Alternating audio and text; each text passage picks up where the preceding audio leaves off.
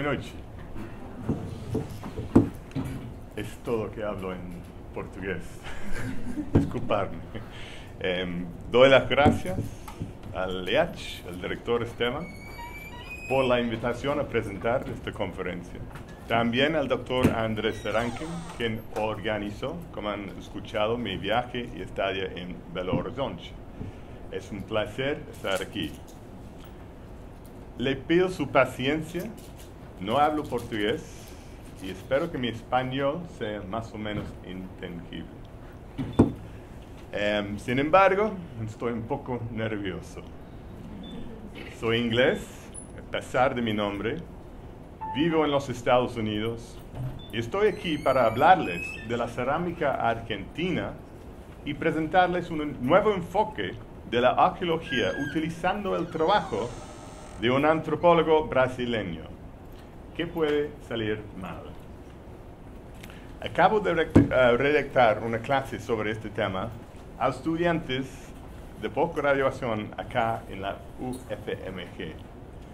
Acabamos esta clase esta mañana. Era un grupo de estudiantes inteligentes, trabajadores, curiosos, combativos y brillantes. Un verdadero placer y desafío para enseñarles. Espero que recuperen la forma de sus dolores de cabeza pronto. También aprendí algunas cosas de ellos. Una cosa importante que descubrimos fue que la palabra que estoy usando para nombrar mi enfoque arqueológico tiene otro sentido en portugués. Recursión. Nos tomó toda semana para averiguar eso. Entonces voy a tratar de explicar la palabra claramente para todos ustedes esta noche y quizás para mis alumnos también. Por fin vamos a entender lo que quiero decir. Yo estudio los restos mínimos. Los restos mínimos que dejaron las sociedades en pequeña escala en el noroeste argentino. Esta noche simplemente voy a hablar de lo que entiendo por un enfoque ontológico, a lo que estoy llamando aquí una arqueología recursiva. Lo que eso podría significar. Proporciono un ejemplo breve y que quizás inadecuado de estos restos mínimos del noroeste argentino. Se supone que es un nuevo enfoque en la arqueología, por lo que se supone que va a ser una diferencia a la arqueología. Y la diferencia es esta. Una arqueología recursiva es una forma de cambiar algunos conceptos fundamentales ampliamente utilizados en la academia sobre la base de material arqueológico. Es decir, en lugar de que la arqueología simplemente explica lo que encuentra sobre la base de conceptos preformados, conceptos tales como estructura social, el cuerpo, la materialidad, en lugar de esto, la arqueología puede forzar un cambio en estos conceptos, comprometiéndose plenamente con lo que encontramos. Esta es la idea, la gran idea. Vamos a ver. Comenzamos entonces con un ejemplo de lo que hacen los arqueólogos tradicionalmente.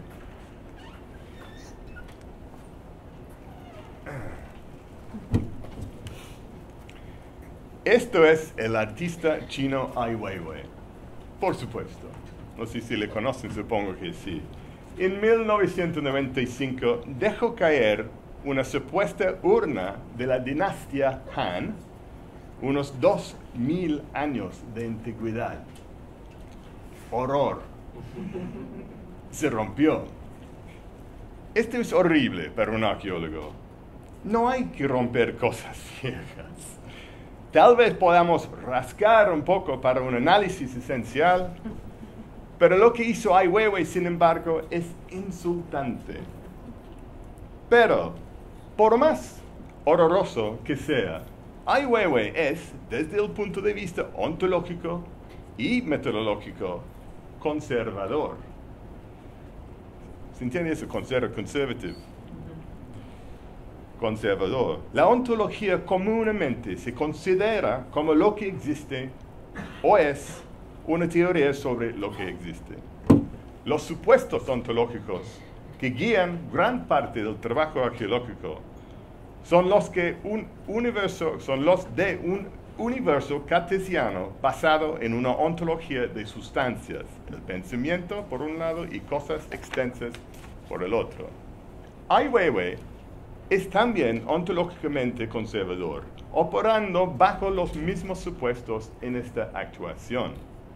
Dejó caer la urna, no lo mordió, no lo lamió, no se sentó en él, no lo abrazó. Él ayudó a la urna a conformarse con nuestras expectativas de los jarrones de cerámica. Son frágiles, hacen fragmentos. Y luego, como buen arqueólogo, Ai Weiwei lo grabó, lo fotografió. Todo muy convencional y arqueológico. El desempeño de Ai Weiwei es una forma de entender la ontología arqueológica. Conforma a nuestras expectativas disciplinarias de sustancia, materia y la experiencia de nuestra evidencia. Estas expectativas son bien dadas por sentadas en nuestras prácticas. Cosas como la cerámica rompe en las formas esperadas. Contamos tiestos rotos. Fotografiamos. Pero estas expectativas también se encuentran implícitamente dentro de nuestras categorías o conceptos arqueológicos. Es decir, cuando pensamos en un concepto arqueológico, suponemos que se refiere a un mundo básicamente cartesiano. Así, por ejemplo, una urna podría tener dos aspectos. Por un lado, es una cosa física, con extensión material. Por otro lado, podríamos entender que la urna simboliza algo, la muerte, tal vez. O en este caso, se entiende que la urna representa la dinastía Han. Me gustaría superar estas expectativas, explorando las posibilidades de otras ontologías arqueológicas. Me gustaría ver si podemos permitir que las cosas arqueológicas desafíen nuestros supuestos ontológicos.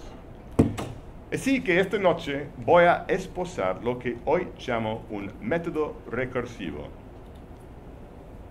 Este es un término que tomo prestado del antropólogo danés griego Martin Holbrad, quien ha hecho un argumento para una antropología recursiva.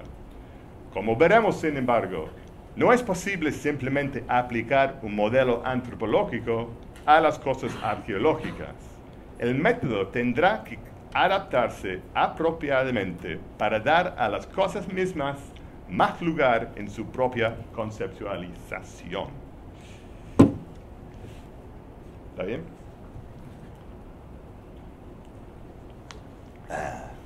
La forma de hacer esta recursividad es reconocer una cierta alteridad o diferencia ontológica latente en nuestros materiales. Y eso para permitir forzar un cambio en nuestros conceptos. Voy a ilustrar lo que quiero decir a través de un breve estudio de caso de vasijas de cerámica del primer milenio del noroeste de Argentina. Vasijas tales como esta. Ai Weiwei, mantenga sus manos fuera. Entonces, la primera pregunta es: ¿por qué recurre a la ontología? ¿Por qué el giro ontológico en términos generales? La arqueología siempre ha trabajado bajo un conjunto de supuestos ontológicos, por supuesto, ¿no? Sin embargo, en los últimos 10 años ha llegado a la disciplina una preocupación explícita por la ontología. Esto está claramente relacionado con una tendencia más general en la mayoría de las disciplinas académicas, yo diría, ahora. El filósofo y sociólogo de la ciencia francés Bruno Latour ha tenido un papel particularmente activo en este movimiento. En su libro Nunca fuimos modernos, de 1993, Latour afirmó que el pensamiento moderno y la ciencia se basan en la conversión de la mayoría de las cuestiones que antes eran ontológicas, la conversión de estas cuestiones en cuestiones epistemológicas, una conversión de ontología a epistemología. Eso es porque en el pensamiento moderno, según Latour, en el pensamiento moderno la cuestión de la ontología ha sido aparentemente resuelta.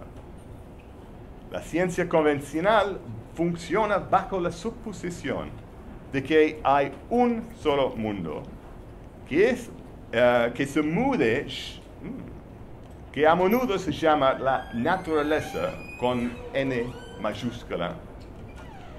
Podemos estudiar y comprender esta naturaleza a través de epistemologías científicas que son siempre mejorándose, ¿no? Entonces, una naturaleza y una epistemología científica mejorándose.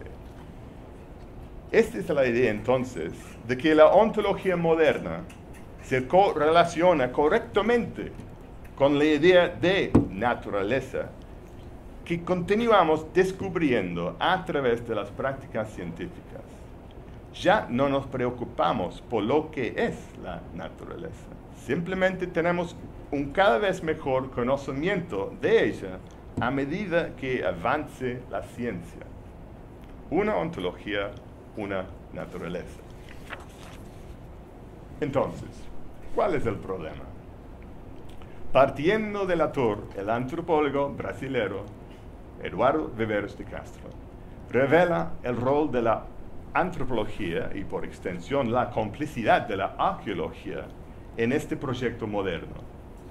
Si la ciencia ha establecido lo que es la naturaleza, pues todos los compromisos ontológicos de los demás pueblos del mundo que no se alinean con esa única naturaleza son simplemente erróneos.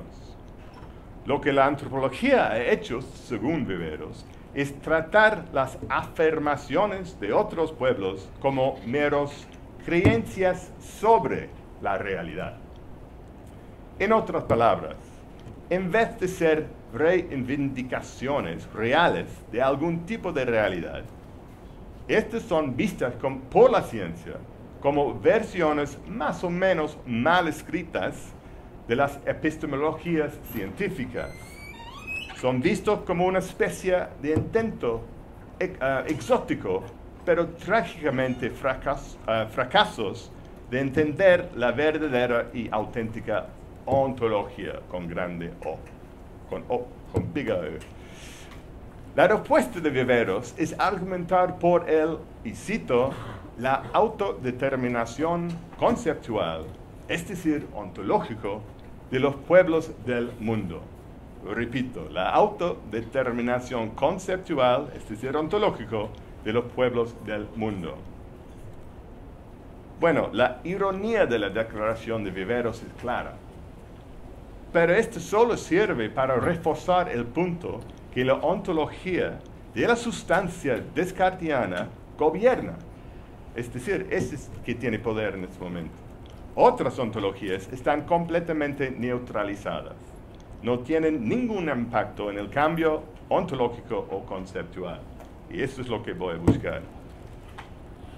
Lo que profundiza la ironía es que la arqueología trabaja frecuentemente con los productos de otras ontologías. Estas son precisamente las cosas que podrían tener el mayor impacto sobre nuestros conceptos y maneras de pensar sobre el mundo.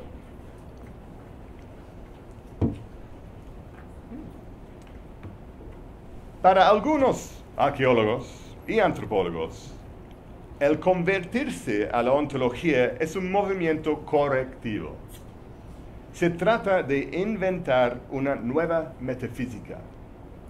¿Okay? Se trata de inventar nuevas teorías de la realidad para combatir a la ontología de sustancias de Descartes. Se trata de inventar nuevas formas de describir lo realmente real. En arqueología, un ejemplo de este trabajo es de los arqueólogos simétricos de Stanford University y Noruega. La arqueología simétrica es una referencia directa al autor, por supuesto. La idea aquí es desarrollar una nueva metafísica o ontología para la arqueología que mejor describa cómo el mundo realmente es. Como todos los movimientos colectivos, el enfoque está en repensar algunos de los dualismos que subyacen a la ontología de las sustancias modernas. En su caso, quieren acabar con la división ontológica humana-no humana. Quieren dar a las cosas tanto agencia como a los seres humanos en nuestras historias. Quieren dar más poder a la cosa en sí, liberándola de la idea de que es solo una sustancia inerte que espera un sujeto humano para darle significado. Este llamado a tomar las cosas en serio se hace eco de Viveros de Castro. En su caso, no son las cosas, sino las personas que deberíamos estar tomando más en serio. Tiene la mira puesta en otro peligroso dualismo moderno, el que existe entre la gente supuestamente moderna y la gente supuestamente no moderna. Su proyecto es tomar en serio las teorías y conceptos, el pensamiento de los llamados no modernos. Es decir, su exigencia es que permitimos que el pensamiento indígena tenga un efecto en nuestro discurso. Y cito, ¿qué sucede cuando tomamos en serio el pensamiento nativo? Cuando el objetivo del antropólogo deja de ser explicar, interpretar, contextualizar y racionalizar este pensamiento y convertirlo en uno de usarlo, extraer sus consecuencias y averiguar los efectos que puede producir por nuestra cuenta. Sentir el efecto de los pensamientos, no intentar de explicar y racionalizarlos. Entonces, tomar las cosas en serio de un lado, tomar otros pensamientos seriamente en serio del otro. ¿Qué sucede, me pregunto, si la arqueología era para ambos? Tomar en serio las dos cosas y los compromisos ontológicos de otros.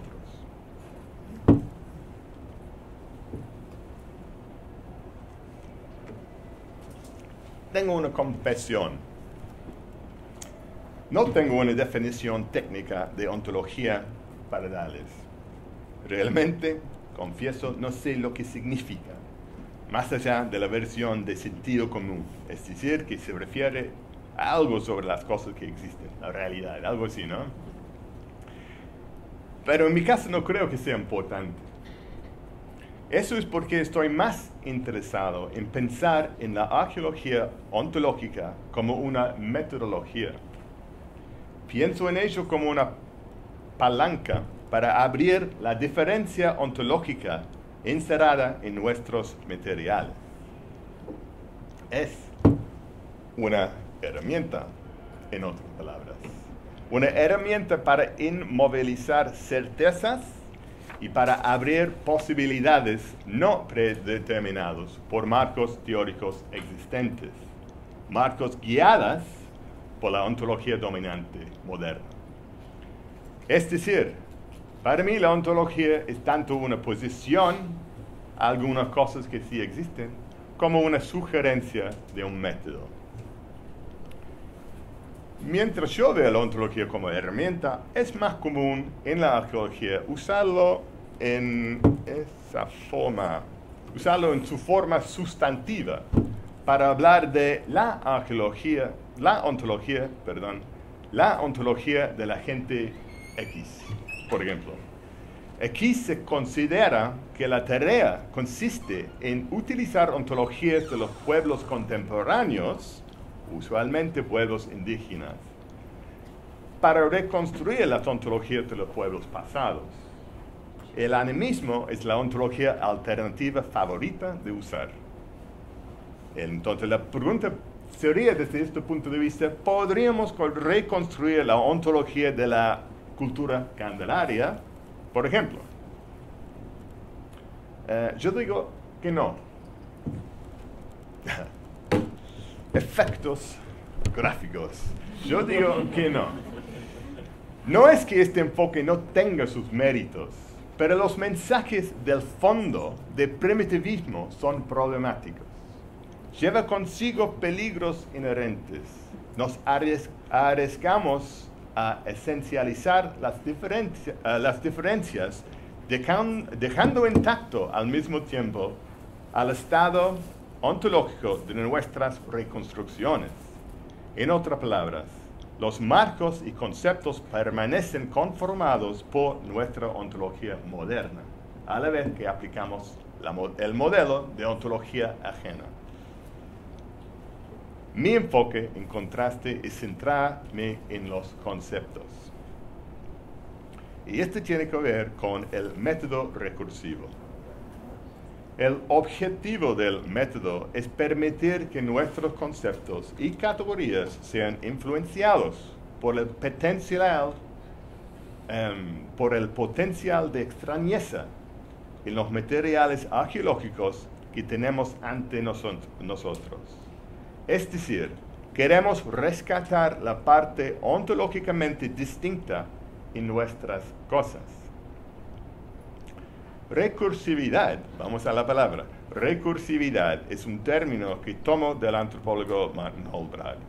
Holbrad describe la recursividad como la voluntad de permitir que nuestros conceptos se transformen en relación con los conceptos o prácticas indígenas. O, más formalmente, se refiere a, y cito, operaciones cuyas propiedades formales son modificadas por los contenidos en los que operan.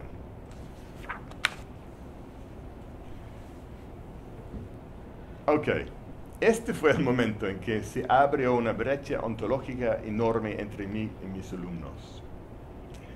Nos tomó un tiempo para entender esta palabra. La recursión que descubrimos tiene aquí un significado diferente del que tiene ahí, o puede ser que lo estamos usando en diferentes formas, nada más. Había entonces fallado yo había fallado en controlar suficientemente el equívoco para tomar prestado una frase de Viveros. Descubrimos que la recursión aquí se refiere más apropiadamente al cambio a través de la repetición, algo que se repita, así cambia. O palabras a este efecto. No es la definición del diccionario. Eso no parecía estar bien. Esa es parte de lo que quiere decir Holbrad, es parte. Uno podría entender que Holbrad sí hace referencia a los cambios en curso producidos en la disciplina en general, en antropología, a través de las reconceptualizaciones que él hace en base de los materiales etnográficos. Entonces, una serie de reconceptualizaciones. Pero la recursión también puede referirse a cuando una cosa se define en términos de sí mismo. Mientras que la primera sigue en pie, esta segunda idea está más cerca a la de Holbrad. Los cambios que se producen en algo, un concepto, digamos, los cambios son las consecuencias del contenido a lo cual estás tratando de aplicar. Es decir, estás con cierto contenido, intentas repensar tu concepto. Es este propio contenido que te va a hacer el cambio en tu concepto, ¿no? Pues, recursión. La forma en que lo estoy usando yo implica sentir el retroceso de lo que hacemos. El retroceso o contragolpe ontológico es lo que la antropología recursiva de Martin Holbrad busca. Busca sentir la diferencia ontológica que está en su material. Busca sentir el efecto.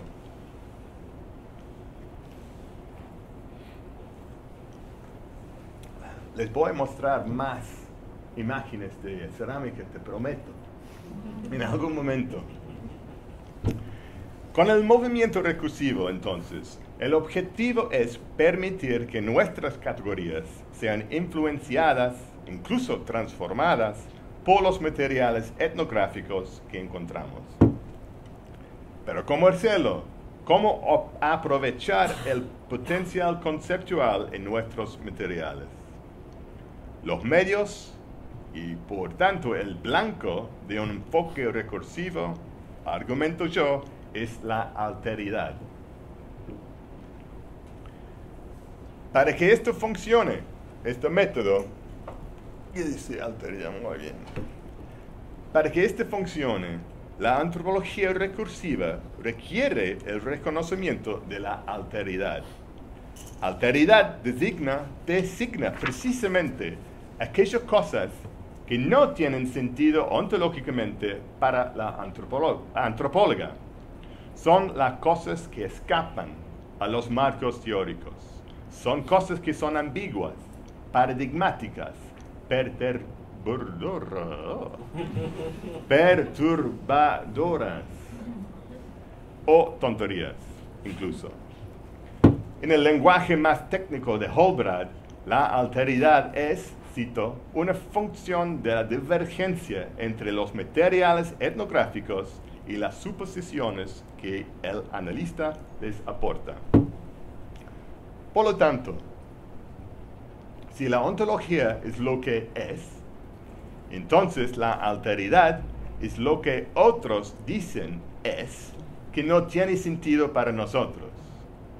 La tensión o divergencia es el centro productivo del método recursivo de Hallbrad. Es el catalizador o motor que impulsa el tipo de transformación conceptual que él busca. Así que aquí hay un problema. La antropología es diferente a la arqueología. Nuestros materiales suelen ser mudos. No siempre podemos participar en las conversaciones para encontrar dónde están nuestras diferencias ontológicas, ¿no? Pero no creo que sea necesaria, pero no creo que necesitamos materiales etnográficos para que esa divergencia existe. En ciertos sentidos, la alteridad puede ser generada, buscada o identificada. A veces tenemos que trabajar duro para ver las diferencias.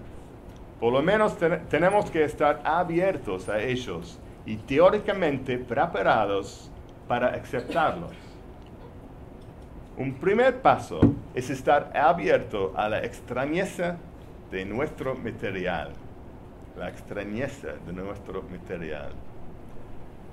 La arqueóloga Þura Pétursdóttir describe este proceso como, y cito, cuando nos encontramos con una cosa no reconocida e invisible hasta el presente momento, un momento de sombra prediscursiva o prehistórica, cuando vemos la cosa misma y solo nos afecta su presencia concreta. El arqueólogo francés Laurent Olivier describe lo que sucede a continuación. Entonces, tenemos el encuentro con el objeto, que puede ser extraño, raro, nos hace sentir cierta forma. Olivier dice, y cito, estamos divididos entre una fascinación de lo desconocido que tenemos en la mano y un deseo irresistible de hacerla parte de lo que ya se conoce, de domesticarla de alguna forma. La meta, para mí, es mantener la diferencia. Déjame hablarte sobre un ejemplo. Este tiene que ver con vasijas de cerámica en miniatura. En el noroeste de Argentina, en el primer milenio de nuestra era, las vasijas de cerámica antropomórficas eran bastante comunes. La cultura candelaria, por ejemplo, frecuentemente enterraba a las personas con tales vasijas o en ellas. El núcleo de esta cultura es la parte sur de la provincia de Salta y la parte central y oriental de la provincia de Tucumán. No es realmente tan ordenado, sin embargo, la vasija arquetípica es en realidad del Valle de Santa María, al oeste. Otros ejemplos de vasijas parecidas a Candelaria salpican el mapa. Hay pocos asentamientos identificables de la Candelaria. Algunos grupos de entierros limitados han sido excavados o más comúnmente saqueados. Y los elementos antropomorfos se encuentran en una amplia gama de cerámica. Las más sorprendentes son varias urnas grandes, de las que no hablaré hoy, y las ollas más pequeñas que se encuentran con los entierros. ¿Se entiende olla, no? Olla. Olla. ¿Cómo es? Panela. Panelas. ¿Está bien? Y las panelas más pequeñas que se encuentran con los entierros no son propiamente dicho antropomorfas, sin embargo. Son zoe y biomórficos. Las características animales son más comunes que las humanoides. Una forma de protuberancia en varios tamaños es quizás la característica más común. No puedo hacer una descripción detallada aquí, pero los elementos comunes incluyen mentones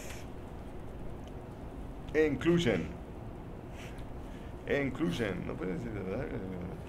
O barbas sobresalientes, alas,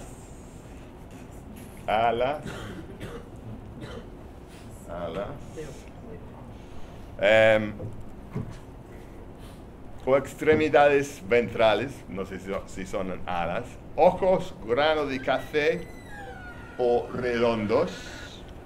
A veces están presentes colas de pato y son comunes las cejas pronunciadas que terminan en narices. Nariz. Mira, está. Esta forma también es repetida en las patas delanteras y las bocas de apéndices de rana que se encuentran sobre las panelas. Imágenes plásticas de pecarí, zorro, homúnculos, ranas o sapos montan las espaldas de algunas panelas. Líneas incisas a menudo decoran las ollas, particularmente intensamente alrededor de los ojos y caras. Muy pocas veces se pintan. Orejas, narices y los labios pueden ser perforadas. Algunas ollas son de fondo redondo, otros muestran protrusiones cortas que actúan como piernas. Y luego está la forma ubiqua de abultamiento o mamelón, que forma la base de muchas otras figuras o aparece solo en las vasijas. Frente a estas panelas, su extrañeza es evidente, pero por supuesto pueden entenderse fácilmente, simplemente como la manifestación en la cerámica de las creencias de la Candelaria. Es decir, se puede entenderla como las creencias manifestadas en la cerámica. Creen una cosa y lo ponen en la cerámica. Es decir, pueden ser vistos como representaciones de criaturas míticas, transformaciones chamánicas, etcétera, etcétera. Pero esto sería pensar en ello como representaciones de las creencias locales. Mi argumento es que debemos teorizarlos con otros pensamientos indígenas tomados en serio y tomar en serio su materialidad y distanciarnos más de nuestros conceptos. Pensarlo como un base para representaciones es bien moderno, digamos. Es lo último. Así que los conceptos que yo he estado pensando, sobre todo en relación con las ollas panelas, es el concepto de cuerpo. Cuerpo. Una supuesta básica que he desafiado es que había cualquier diferencia en clase entre lo que uno hizo a una vasija y lo que uno hizo a un cuerpo. La forma común, el cuerpo, la vasija como cuerpo, denotaba un común de la práctica y la continuidad ontológica. Observé que los enterramientos humanos entre la Candelaria mostraban pruebas de que habían sido objeto de modificación del cuerpo, incluyendo la modificación craneal y la existencia de tambetas. Noté la semejanza general de marcas incisas en las vasijas a marcas en los cuerpos, ya sea pintados o escarificados. Estas observaciones me animaron a argumentar que las ollas y los cuerpos son tratados de manera equivalente entre las Candelarias. Lo que se usó a un cuerpo es como se trató una olla. Tenía el mismo objetivo en mente. Ambos conjuntos de prácticas podrían entenderse como intentos de reforzar la inestabilidad inherente de las ollas y los cuerpos. Y se utilizaron estas prácticas para proteger ambos contra la transformación.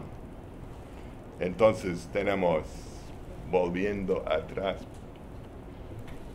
la inestabilidad del cuerpo por la antropóloga Aparecida Velasco y la inestabilidad del cuerpo de la física por mí. Entonces, el argumento es lo mismo. Entonces, las prácticas son las mismas. ¿Cómo se ve? Así, incisar el cuerpo de la olla era lo mismo que incisar un cuerpo humano. No era una representación de este acto. Cualquiera que fuera el fin que tenían en mente al marcar un cuerpo, era el mismo fin que tenían en mente al marcar una vasija. ¿Se entiende?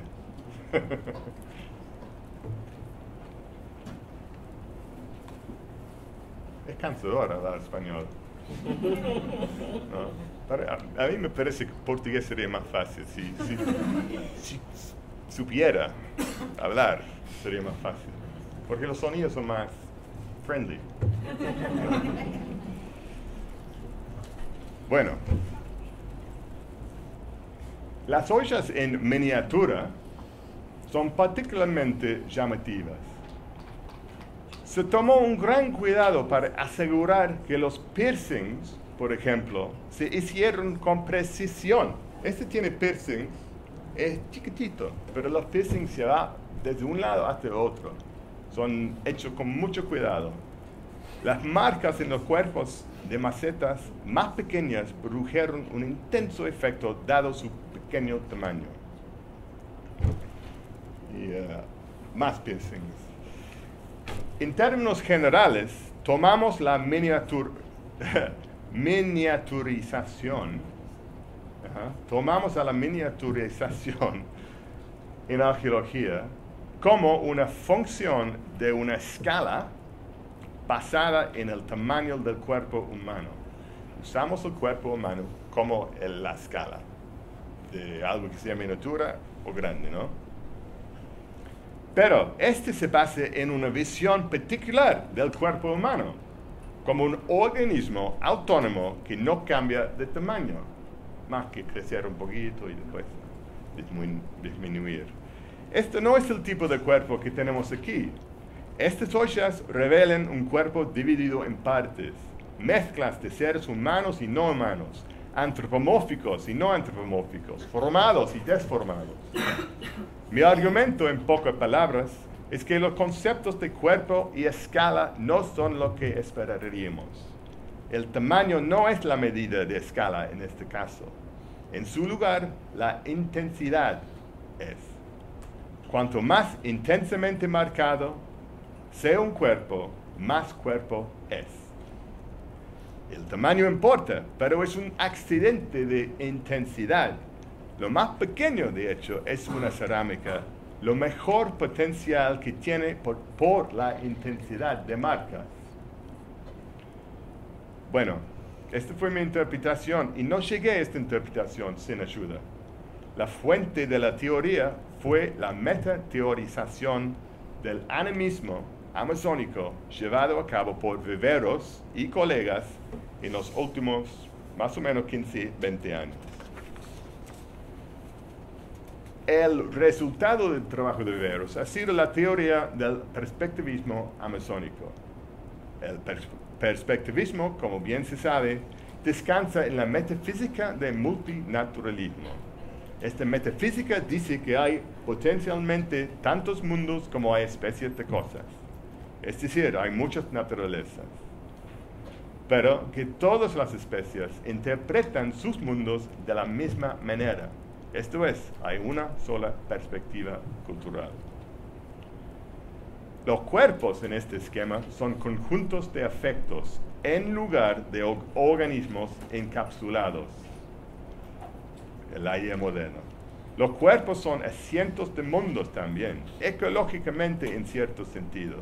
A través de sus capacidades, sus afectos, sus prácticas,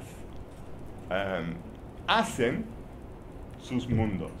Es decir, no representan sus mundos, sino hacen mundos. En línea con la llamada de Viveros a la autodeterminación ontológica, en los ejemplos que he dado, tomé esta teoría como valor nominal como teoría. No lo estoy extrayendo por analogías etnográficas. Estoy tratando de evitar afirmar que la Candelaria eran perspectivistas.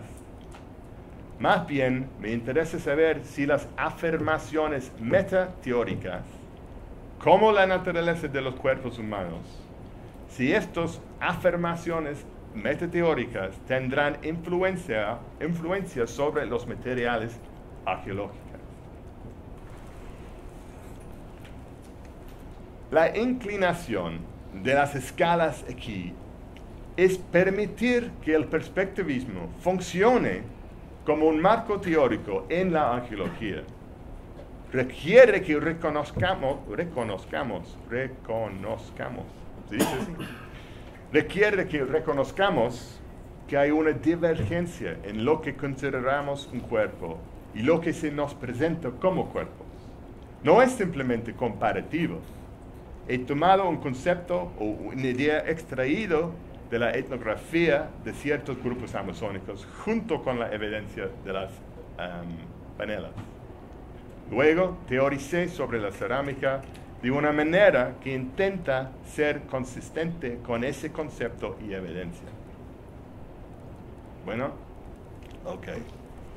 Tengo aquí la receta de la arqueología recursiva y quiero compartir mi receta con ustedes para que lo puedan hacer en casa.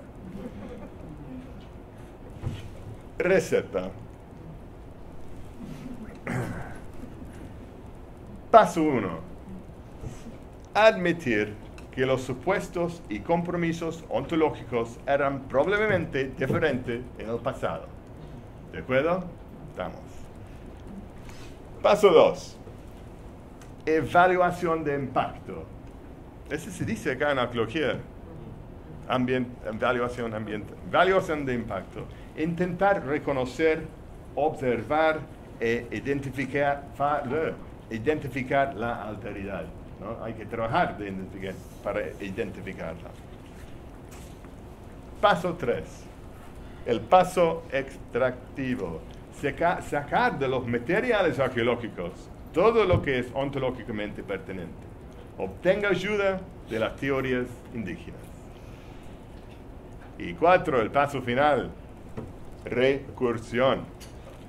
Permita que los conceptos desarrollados localmente se opongan a los arqueológicos de tal manera que estos sean transformados por los primeros.